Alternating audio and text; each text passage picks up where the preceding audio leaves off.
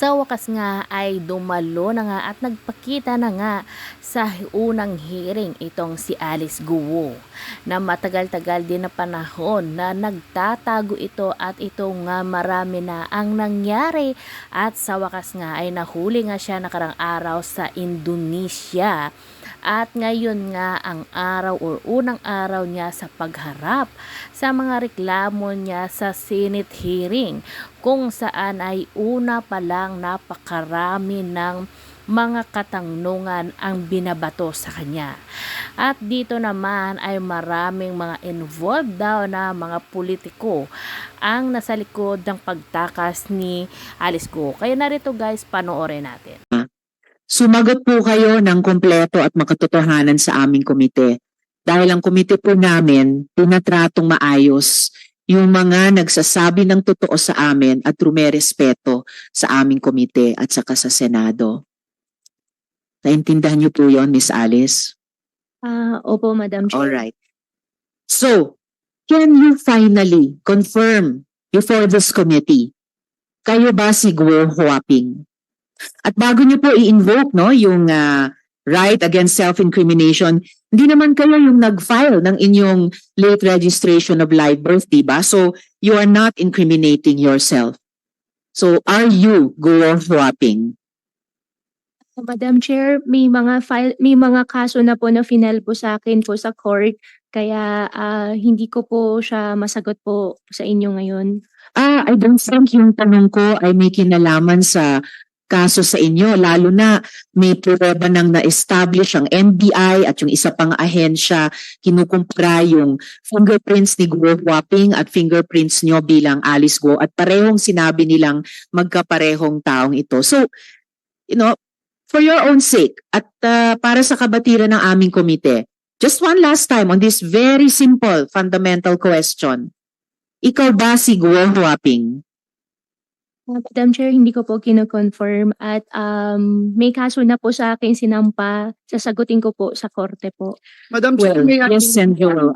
One related question. Madam Chair, may I invoke? I am not going to invoke or raise a point of order, but may I invoke Section 19 of our Senate rules, which states the privilege against self-incrimination. A witness can only invoke his right or her right to self-incrimination, Madam Chair, only when a question which tends to elicit an answer that will incriminate him or her is propounded to her. However, Madam Chair, the witness or the resource person may offer to answer any question in an executive session. So I would just like to invoke that, Madam Chair, because the chairperson already stated that it will not in any way incriminate her, Madam Chair. Just to put that on record. Salamat, Sen Joel. Exactly. So, inulit, no? Yung sinabi ko na sa inyo kanina, hindi naman kayo mai-incriminate, simpleng tanong kung sino ka. And additionally, unless hihingi pa tayo ng executive session, no? Lilipat pa kami kasama nyo sa ibang kwarto para lang masagot nyo sino ba kayo talaga or palalabasin ng chair lahat ng mga taong ito para lang mag-executive session. And before I proceed, I just like to recognize the presence of Sen Loren. Salamat, Sen Loren, for your Good morning, Madam participation Chair. today. Good morning po. Miss Alice, gusto kong ipaalala sa'yo na ayon mismo sa Korte Suprema, in the case of Office of the Court Administrator versus you, quote, the right to self-incrimination does not prohibit legitimate inquiry in non-criminal matters. So yung tanong na, sino ka ba? Ikaw ba si Guo Huaping? Hindi yan criminal matter. Hindi yan bagay na isight kaugnay ng mga kaso. Identity questions are within the purview of the committee. The Senate has a right to know. Sino bang kausap namin? Yung talagang totoong taong akala namin or ibang tao. No? The Senate has the right to ascertain who the resource persons are, who you say that you are. Sige, i-rephrase ko na lang. Okay, do you have something to say at this point, Miss Alice? Opo, Madam Chair, ako po si Alice Go. Well, napatunayan na po namin na hindi kayo si Alice Guo. Kayo ay totoong si Guo Huaping. Hindi lang ang komite ang umabot sa ganyang conclusion, ang NBI mismo at ang isa pang ahensya. If you If you insist not to answer kung kayo si Guo Huaping, i-rephrase ko yung tanong ko. Ang tatay mo ay si Guo Jianzhong at ang nanay mo ay si Lin Wenyi, tama ba? Ang tatay ko po si Go Jiangzong po, Madam Chair. At, At ang Nanay niyo? nanay si Lin Wenyi. nako, Miss Alice, binabaliktad nyo na yung sinabi nyo sa isang previous hearing, no? Yung bank document na to, nililista ninyo, kasi bank document mo ito, nilista mo dito bilang nanay mo, si Lin Wenyi. So, baliktad na, pinasinungalingan mo yung sinubmit mong bank document noon sa sinabi mo ngayon na hindi mo nanay si Lin Wenyi. Ang gusto nating lahat na malaman, matagal na nating hinahanap, matagal na nating hinihintay. Ito rin ang hinihintay ngayon ng sambayan ng Pilipino. Walang iba kundi ang katotohanan. Sapagkat ang katotohanan ang magpapalaya sa atin.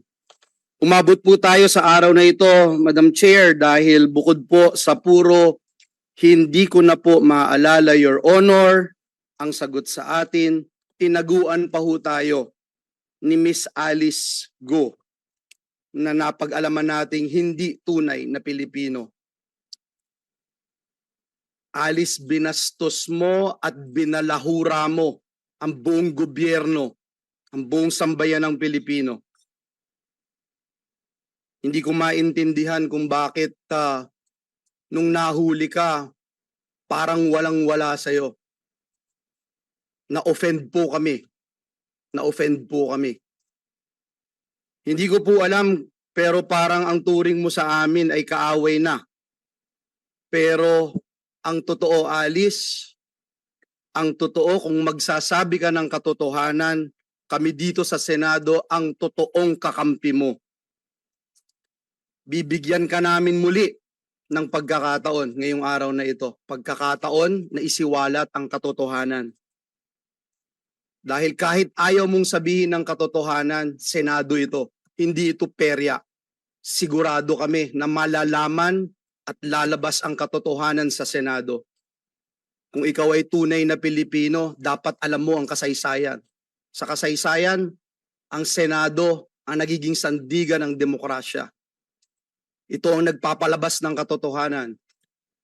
Pag ikaw ay nagsasabi ng katotohanan, ang Senado ang siguradong magpuprotekta sa iyo more than any agency or institution in this country. Muli, isang bagong pagkakataon ng araw na ito, lalo para sa iyo, Alice. Sa pagsasabi mo ng katotohanan, hindi lang ikaw ang magbebenepisyo, kundi ang sambayanan.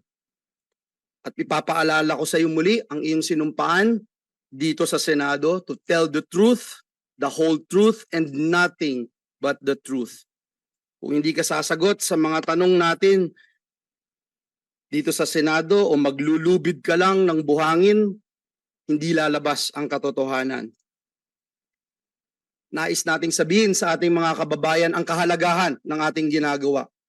Not just in the aid of legislation, but to ensure that we will put a period, an end to this horrible and terrible pogo na ipakita ng Senado through this committee na even LGUs, even a town like Banban ay kayang pasukin at kontrolin ng husto ng pogo. Can you imagine, ladies and gentlemen, kung magpapatuloy ito? Hindi lamang mayor, gobernor, congressman o senador, baka balang araw, pag hindi natin tinuldukan ito, sa susunod na halalan, meron tayong pogo-sponsored president.